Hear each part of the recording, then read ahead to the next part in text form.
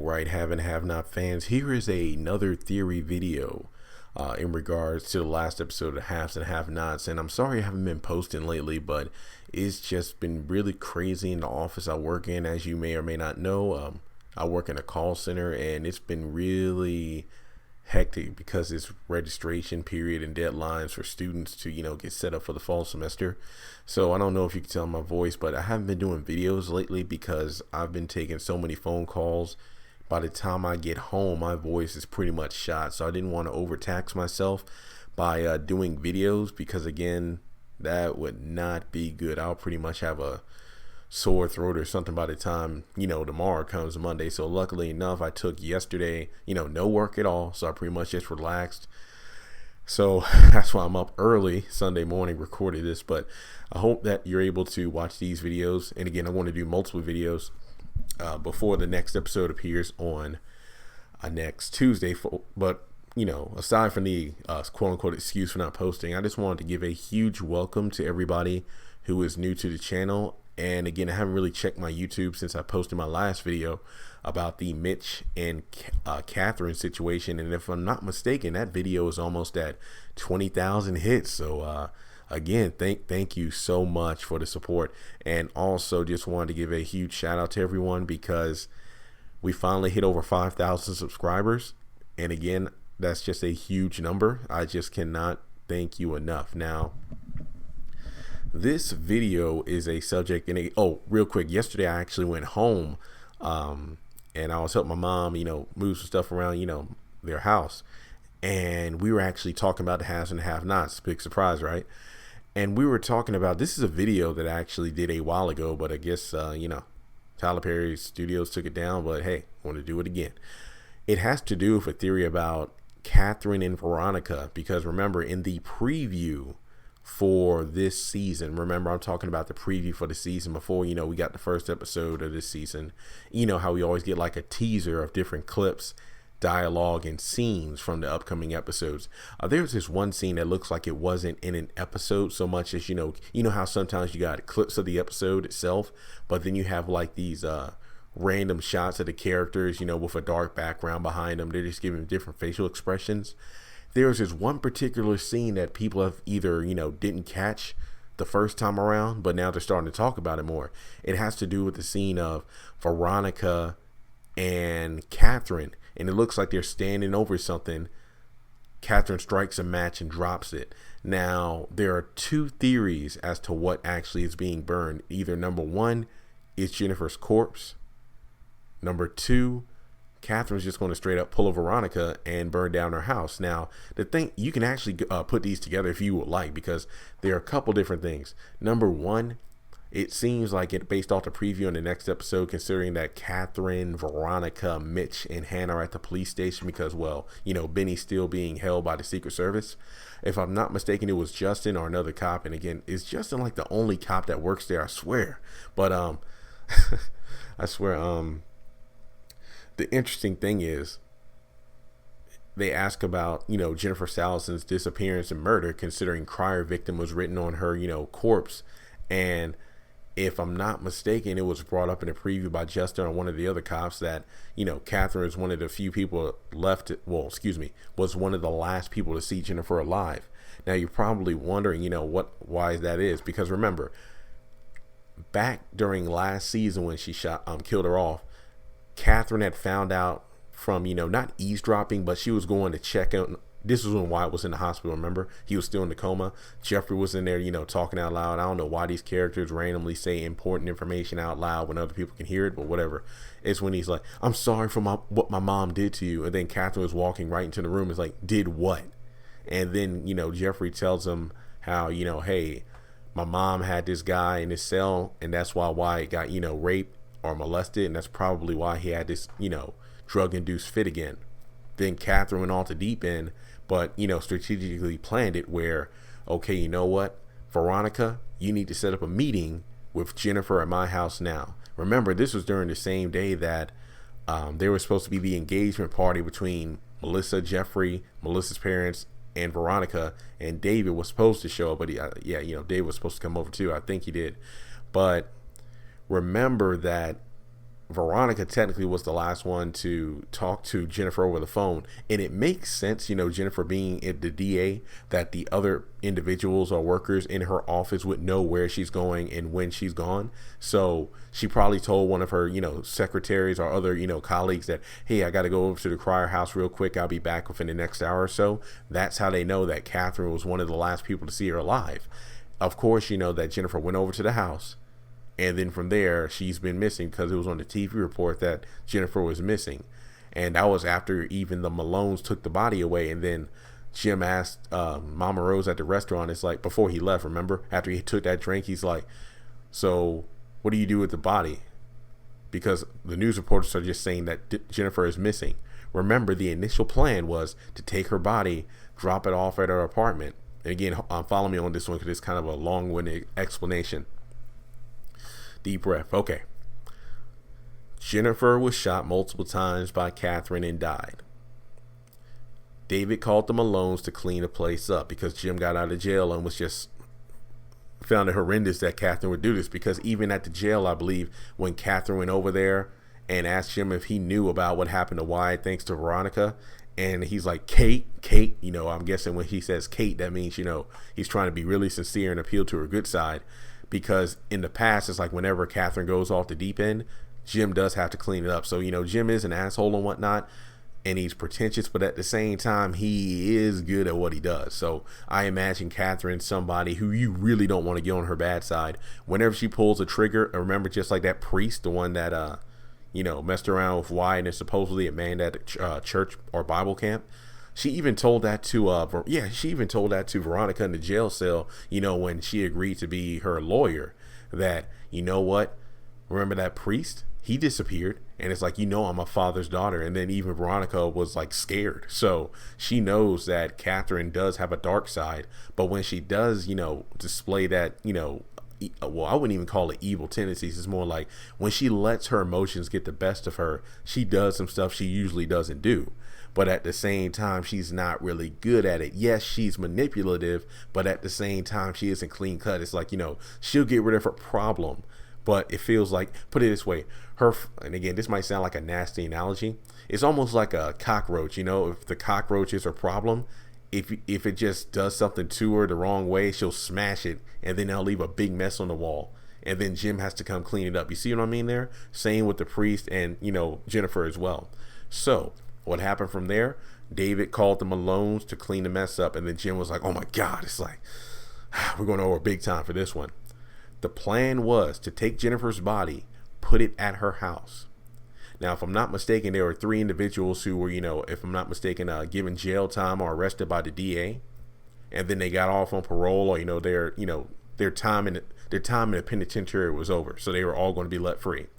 One of these individuals was going to be set up with a job at a cleaners, a Malone's Cleaners. Remember, the dry cleaner was supposed to be up front. Now, this individual was supposed to deliver, guess what? Some of Jennifer's clothing from the dry cleaners to her house. The plan was, when this individual comes to the house, one of the Malone boys would trigger it so it looks like the house burnt down. And it was an attempt by this guy who had a grudge against Jennifer Salison, to be killed. And because of that, he would take the fall and go to jail for a long time. And even David was like, well, one of these individuals is going to be pretty unlucky. And then Jim started laughing. He's like, you really think we should be laughing about this? And I remember Jim was like, come on, David, please don't tell me you're going to find Jesus in a moment like this. So I thought that was pretty funny. So again, that was the original plan, and make it look like Jennifer was killed off by somebody that was arrested by her, so she had a grudge. That's not the plan now, especially after Mama Rose found out what happened with Warlock and Mitch, because if I'm not mistaken, she even said that she would take the body and put it in his trunk and then, make it seem like he was the one to do it. And I don't know if at that point she would still have had Crier victim on the body, because if she did, then it would make it seem like Warlock was working for Jim to kill off Jennifer in revenge. Because remember, Jennifer arrested the halves, well, basically the Criers and the Harringtons, right after the press conference when Jim said he was still going to run for governor despite the whole Celine scandal. So he would have an agenda to get back at Jennifer. And guess what? The record books would show that at some point David and Jim, would have had their hands in the cookie jar when it came to releasing Warlock, a known gangbanger, from jail. And then it would make sense for him to have the body in the trunk, because it's like, oh my gosh, he did the dirty deed and now she's, dead, and now everything's going to fall apart.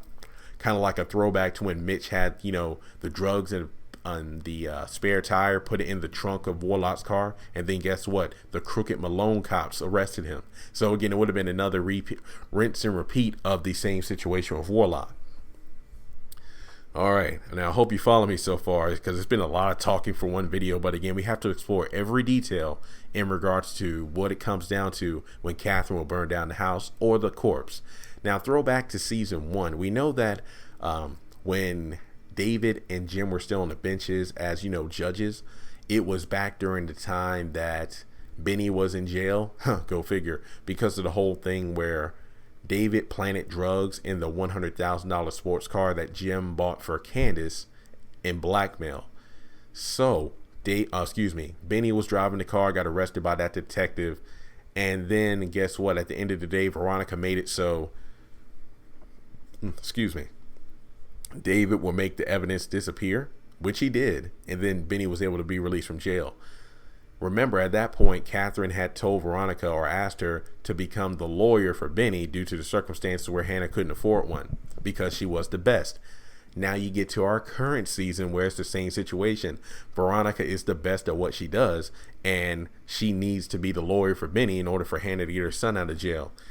Begrudgingly, it seems that Hannah isn't for this because, given the circumstances, I can understand why. But as Katheryn brilliantly said, sometimes the devil is better than the one you don't.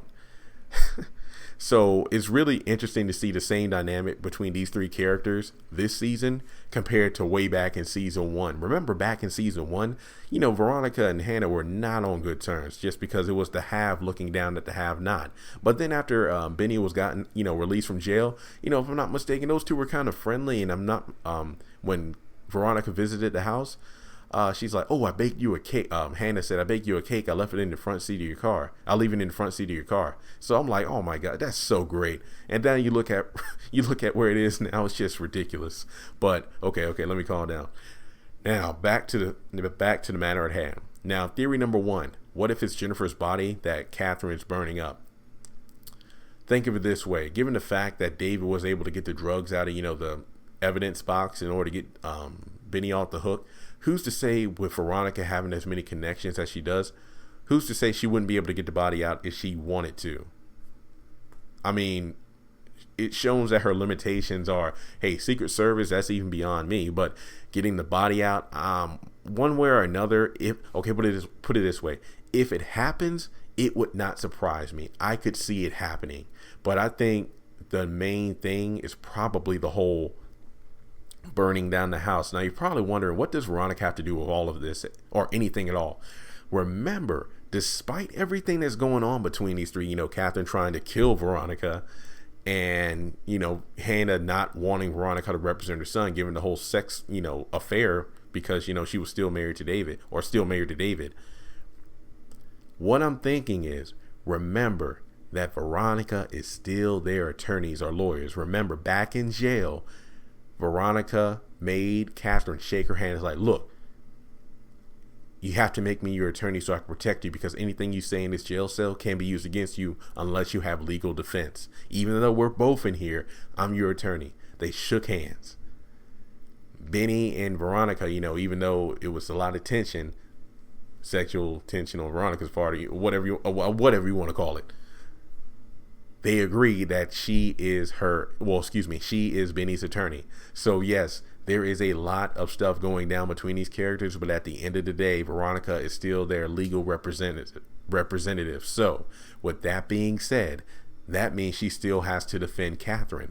And I'm guessing they'll have to put those, hey, I want to kill you, bitch, tendencies aside to work together. I don't know how it's going to play out, but it seems to me that it would make a lot of sense if Katheryn would have to burn down her house, because again, when she emptied it out and said she's going to sell it or just give it to charity, a lot of us were thinking that she's going to give it to Hannah. Throwback to episode 2 of season 1 when Candace was walking around the house saying that, you know what, I want this house. And then it's like Hannah was like, little girl, you'll never have a house like this. She's like, watch me. Slapped her in the face. So it seemed, and especially after Hannah lost her house, a lot of fans were like, and I was thinking that, ooh, maybe Katheryn would give the house to Hannah, because again, throwback to season 1 where Hannah was like, Candace, you're never going to have a house like this. And then, you know, it makes sense if Hannah got the house, because again, a house given to her on good tendencies, given the fact that, you know, Benny and Candace both got their houses off of, you know, ill-gotten funds, but to have a house given to her due to her good heart and friendship with Katheryn would mean that she finally has a house built on a solid foundation. I like that. Very perfect for a Sunday morning recording. All right. Now, in terms of burning down the house, it would make some sense because, again, I'm pretty sure the Malone boys did a great job cleaning up the body and everything. I'm pretty sure they probably did a better job than Candace and maybe, I think Jeffrey helped her. I don't know.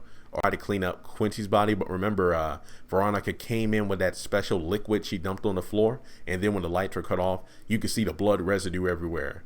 So I'm assuming, even though the Malones, I mean, maybe they did do, I mean, given the fact that they're professionals or what they do, it would make sense they probably clean up the blood so there's nothing left. But I don't know, maybe the new DA probably has a similar trick to, you know, Veronica, and could just put the liquid on the floor and find the blood. So they could probably identify it as Jennifer and say, you know what, Jennifer's body at the Cryer house, yep, they did it. Now, it would make sense that the house burnt down because, again, a throwback to what Veronica did with her house. It's like, hey, you burn it down, there goes the evidence. So remember, the DA, well, Jennifer was suspicious that, oh, it was arson? No, she was trying to hurt you. So again, in this situation, a new DA could be like, oh, you're going to burn down the house to get rid of evidence. So with that being said, oh, sorry about that stutter, a lot of talking. With that being said, it does seem plausible that, or feasible, that in the preview where Katheryn's throwing down the match, she's getting rid of something. But the question I want to give to you is, based off everything I said in the past 15 minutes, do you think that Katheryn and Veronica are going to burn up Jennifer's body, or just completely get rid of Katheryn's house to get rid of evidence? So with that being said, I want you to leave your thoughts in the comment section below. Is it the body? Is it the house? Or is it even both? So with that being said, please like, comment, and subscribe. And again, thank you so much for the support, and I will see you all next time.